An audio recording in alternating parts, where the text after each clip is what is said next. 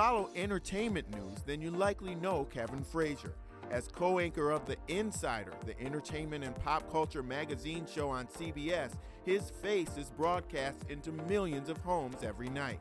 But as much as Frazier is a host, he's an entrepreneur, having built an entire business around celebrity interviews as the founder of HipHollywood.com. I talked to Kevin during one of his recent trips to New York City. An entrepreneur. Oh, good point. A lot of people don't know that about you.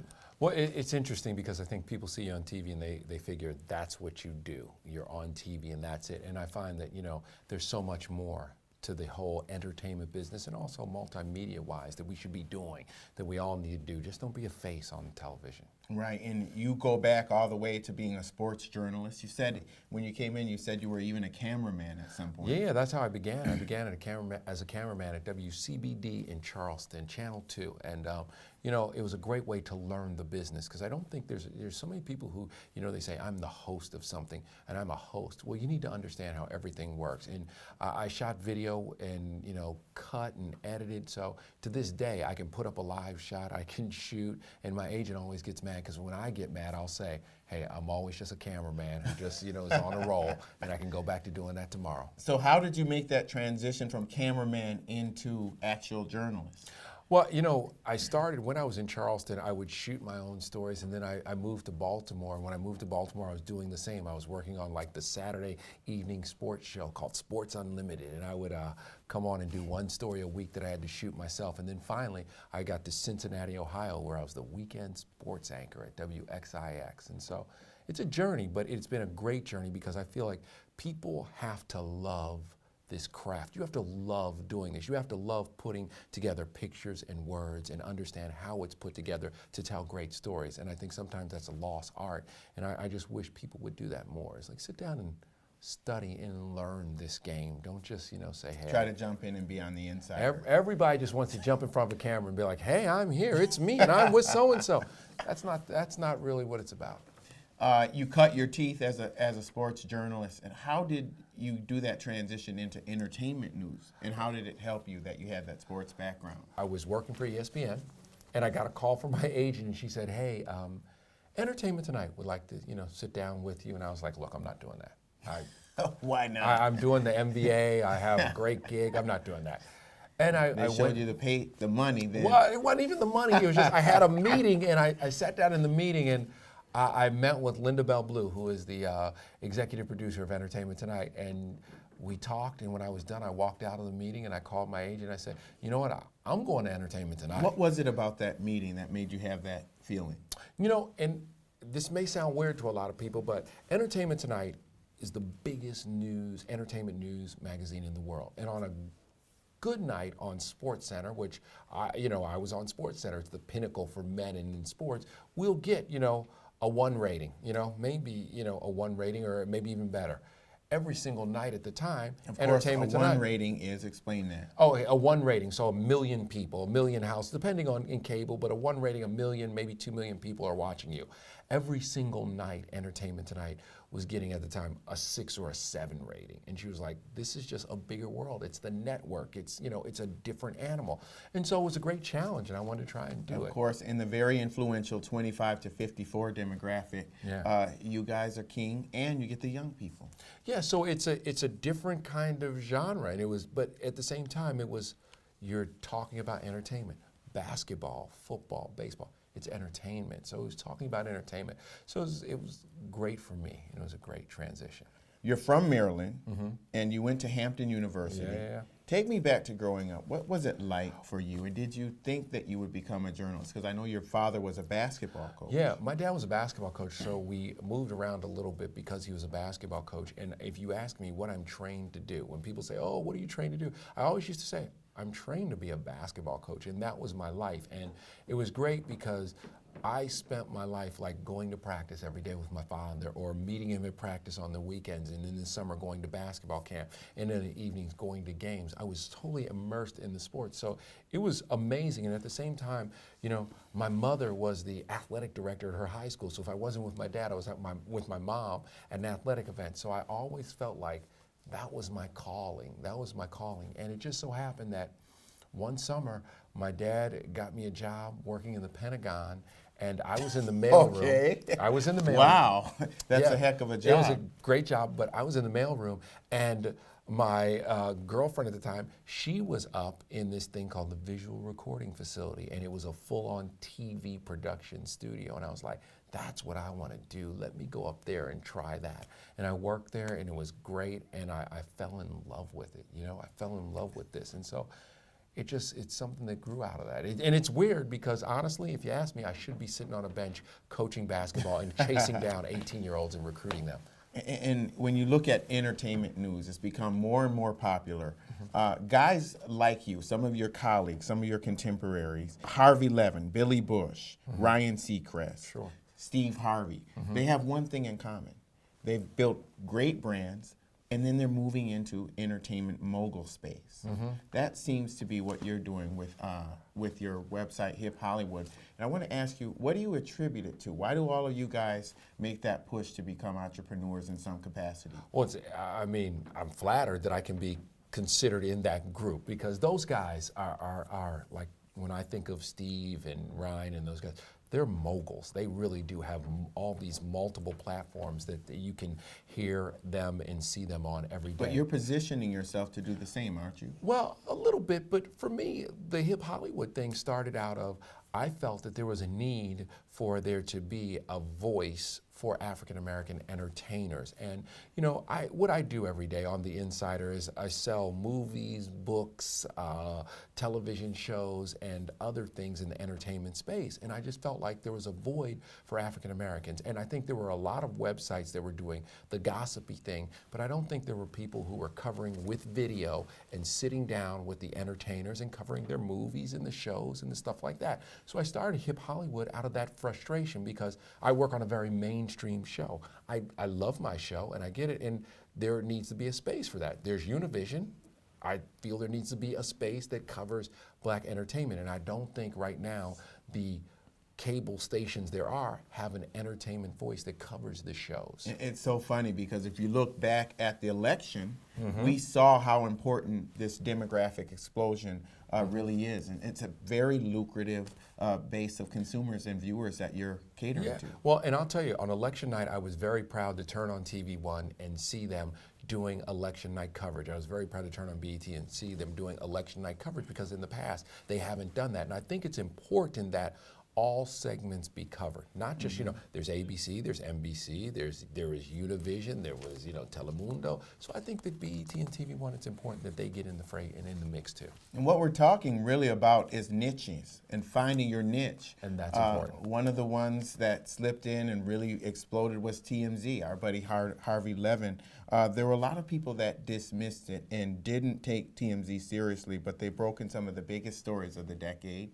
Michael Jackson, Whitney Houston, Mel Gibson, Tiger Woods.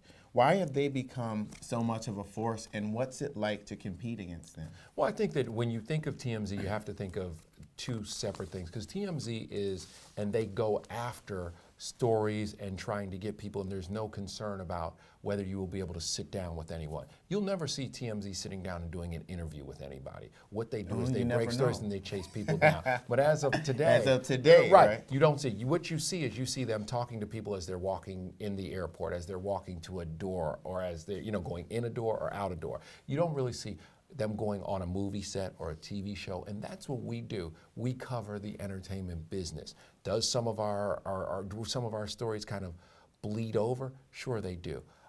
I think what they do and what Harvey has done and the empire he's built has been fantastic. I congratulate him, and I think it has changed the way we all cover stuff. At the same time, I think it is a little different from what we do. Right. We will, we're gonna sit down with Tom Cruise when his movie comes out in Dubai. TMZ is going to talk to Tom Cruise when he's coming out of a door getting into a car. You're going to get the access that they can't get. Right, and I'm not saying that it's better, I'm saying it's different because they do a hell of a job of breaking stories, and that's where they focus their attention, and it's been very lucrative for them. So I in no way am I bashing what they do. I got to tell you, you have a great slogan for your website. It's one that I wish I could use on my show. Tell me what it is and what that means. Well, it's not that we don't talk about the stars, we talk to them. And the reason is that we go and we sit down and we talk to them. And the reason, one of the other reasons I started Hip Hollywood was I was doing an Usher interview one day. And I saw on one of the urban websites, I saw this story that someone had posted about Usher is leaving Tamika, and this is early on in their marriage. Usher's leaving Tamika, we've got it, we're breaking news. And I actually called the person who ran the website and I said, listen, I was just with Usher and Tamika and the baby, and they're doing a photo shoot, and he's not leaving her, and you should take that down. And she said to me, she was like, no, I know what I'm talking about. And I was like, but I was just talking to him. I was sitting with him. I was interviewing him. And so that's what really, from there, I realized that I have to be proactive and put my money where my mouth is and go out and say, I will deliver to this urban audience something, and not just pictures, but video. We will actually sit down with the people and talk to them. So if it's like B.O.B. has a new album coming out, B.O.B. was in our loft the other day and we talked to B.O.B. Now, while that might not be something for the insider, it is great for the urban audience that follows Hip Hollywood, and it's important. And we're talking to the people. When something happens, we go and we talk to the people. And you have the access because you've built a relationship with them. And at some point when Chris Brown gets into a controversy or the next person, that's going to be valuable to everybody. Sure, it is valuable to everybody, but also in between that controversy, because everybody will hop on the controversy. Right. You can't do it at that time. Right, but that's not the first time you can cover it. Exactly. When Chris Brown was at Brandy's video and they were shooting Put It Down, we were there and we were doing that because we also feel that it's important to push all artists. That's why we cover Brandy. When Brandy does a show somewhere, we're covering Brandy. So you may not see it on the mainstream shows, but that doesn't mean there's not a huge audience for these people that want to see what they do. And you have plenty of role models to look at. John Johnson at Ebony, Bob Johnson, who founded Black Entertainment Television, Tyler Perry. He's built a massive audience with that same model. Have you used any of these guys as mentors in your past? No question. John Johnson, I begin with John Johnson because here's a man who saw kind of, he had an epiphany that there should be something that serves African Americans, and he did it at a time where there really wasn't any funding. I mean, his mother gave him a loan off of some furniture so that he could then start his first magazine. And what he built in Jet and Ebony, and you know, growing up for me, whether it was my grandparents, whether it was the barbershop, everywhere I went, there was Jet, there was Ebony, me too, all those things. Right, and so definitely. we grew up with that, and that was important because you know what it showed us? It showed us positive images of African Americans doing things that we normally wouldn't see anywhere else. You wouldn't open something out and see a tour of, you know, Gladys Knight's house, or, you know, read about the African American congressman from Ohio, Mr. Stokes, and what he's doing. Those were things that we would pick up every week in Jet or Ebony, and that was important because it reminded us how important we are in this whole scheme of things. The Ebony Fashion Fair, you know, you stop for a second, you say, look at these beautiful black women on a runway. And when you normally wouldn't see that at the time when I was growing up. Now it's integrated into society, but when I was younger, you didn't see that. So that was important. And so to the whole Johnson family, and especially Mr. Johnson, I owe a huge debt to because of what he's done and what he did. Right. You've got some content that could be very valuable down the line. Sure. I'm thinking one day I'm going to see a tweet or a press release or something that says Kevin Frazier just did a multi-million-dollar deal for the sale of Hip Hollywood. Is that your goal? My goal was never to build Hip Hollywood to sell Hip Hollywood. It really was to build this outlet for African American artists. And really that's, so it drives my wife crazy, I think, sometimes, because I do see that there is interest from other places, and we've been contacted by people, and people look at our library and they say, whoa, you have a lot of stuff. I mean, you know, we were in the room the day before Whitney Houston passed away. We have great video of her walking around and playing around with the musicians. You have and some stuff real like that. intellectual property. Right, we have some great stuff. And we have about a 3-year catalog of every African American star. So what are you going to do? Just sit on it?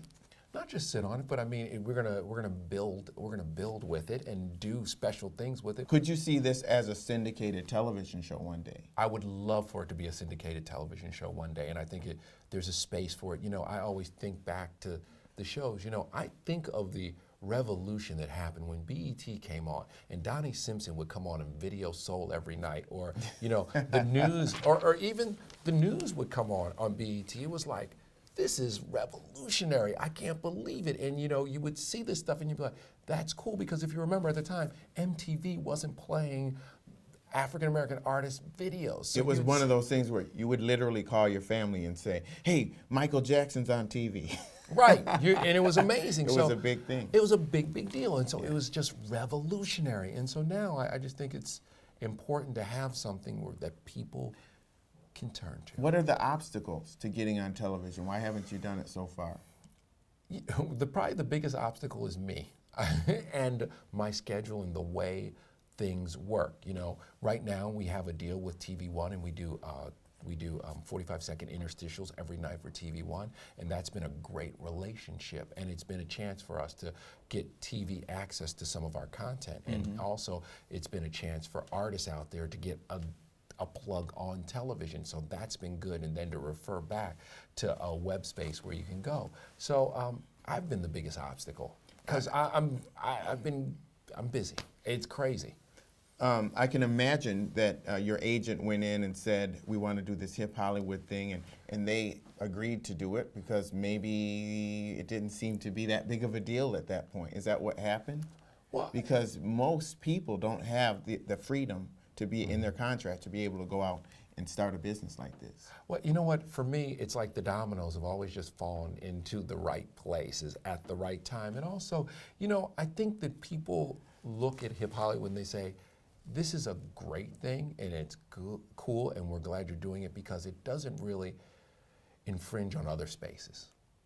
And so I think it's okay. And then also, I'm glad that the people at CBS and the people I work with at The Insider, they see the value in what I do. And there are times where they will say, hey, I saw what you guys shot from Hip Hollywood last night, and let's use some of that footage. And I say, of course you can, because you know what, at the end of the day, and people are like, well, are you making a lot of money on it? Are you doing it? I'm like, no, but you know what?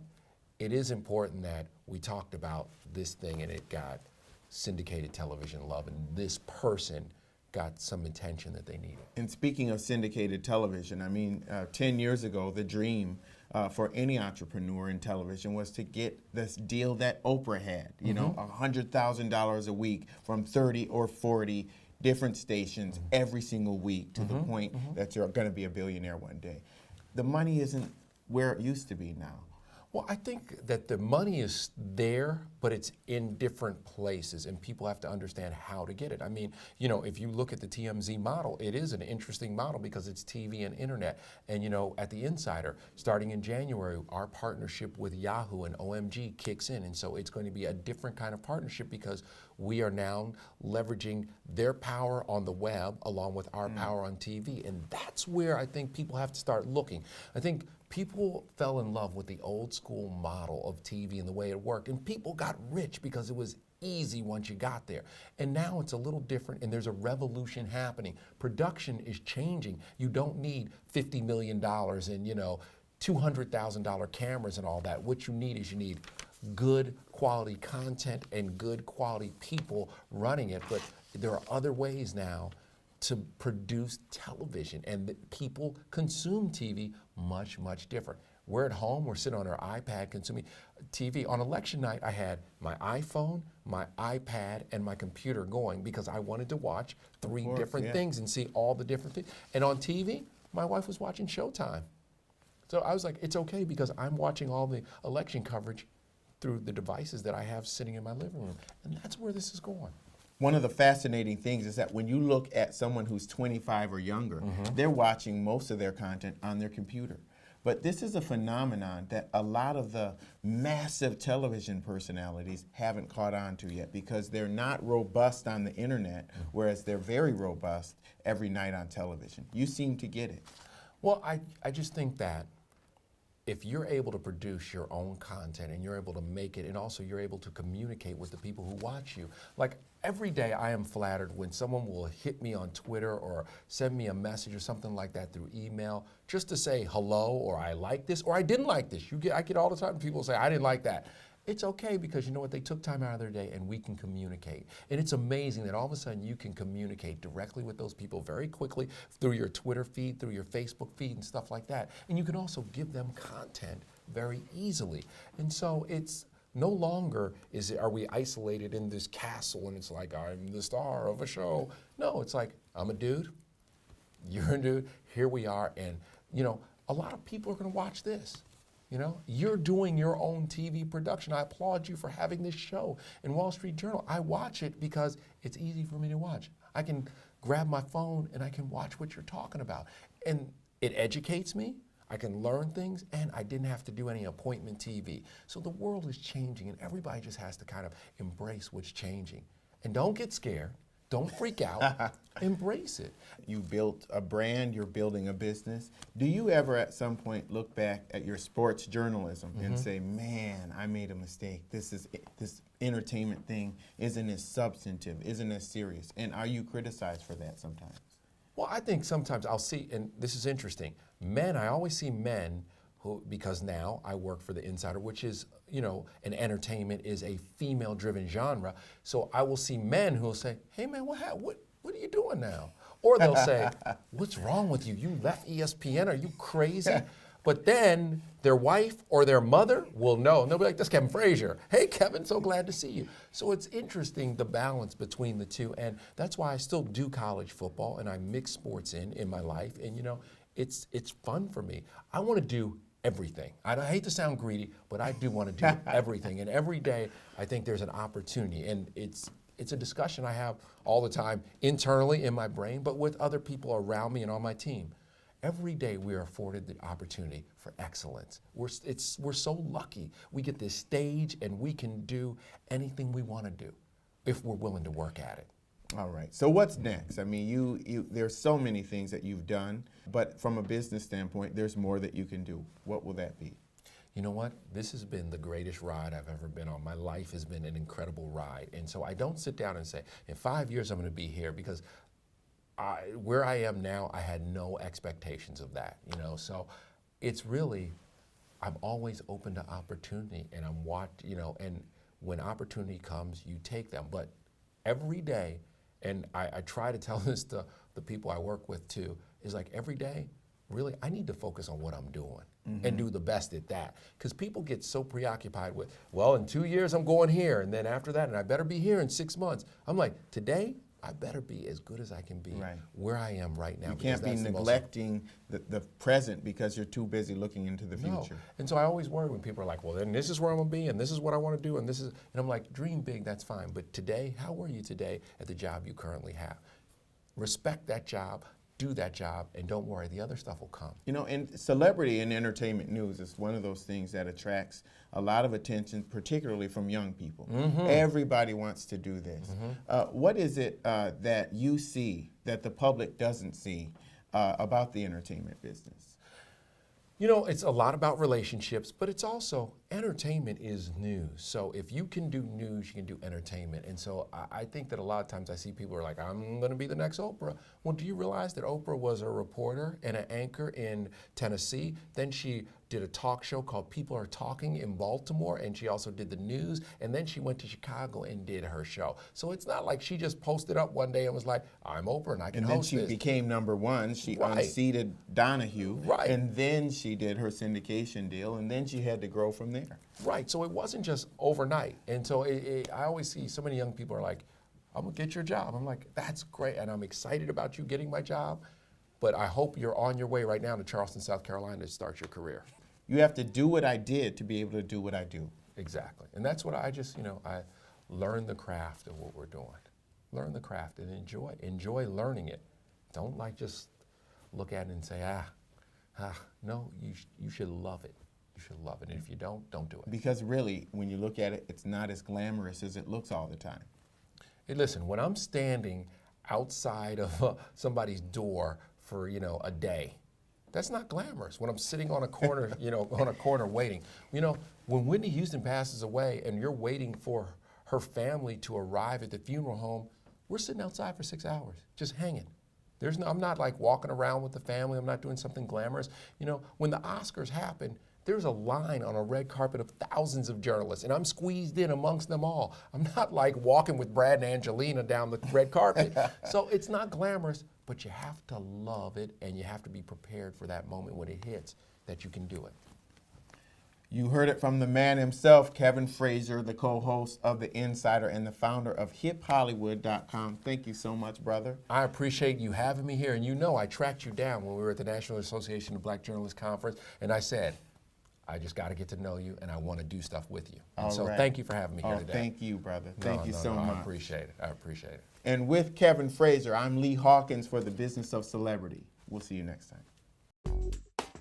Hello, I'm Lee Hawkins. I'm typically not the type to dwell on the past, but I gotta say, 2012, it was a busy year. For people that have fear with dogs, the best dog to be with is a calm, submissive dog, not an excited dog.